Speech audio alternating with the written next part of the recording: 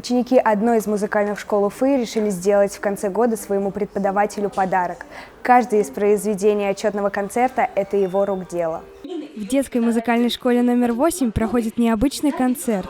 Это презентация сборника молодого композитора и преподавателя по совместительству Ильнура Нуриевича Гальнуллина.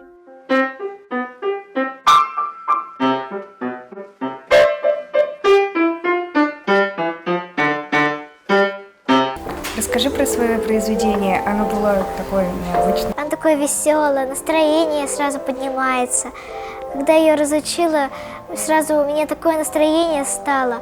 Она такая веселая, радостная. А о чем твое произведение? Мое произведение называется «Шутка». Там так кажется, что все такое скачет, такое радостное. Прям тоже хочется там танцевать под музыку. Это мероприятие еще планировалось на весну прошлого года, но, к сожалению, провести его не удалось. Концерт отложили почти на год, и, как мне кажется, не зря. Ребята подготовились максимально тщательно.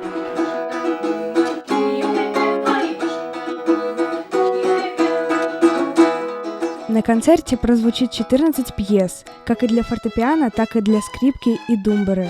Каждое выступление очень яркое.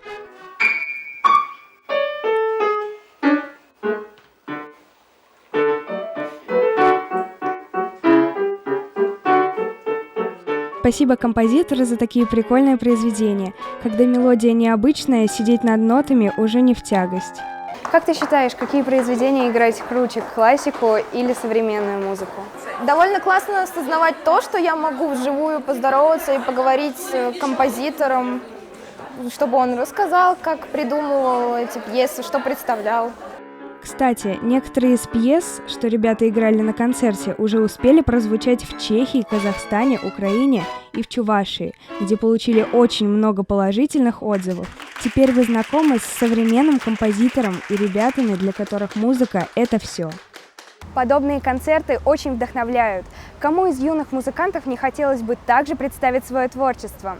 Все возможно. Главное – верить, творить и, конечно же, работать. Аделина Абдракова, Рамазан Мусин.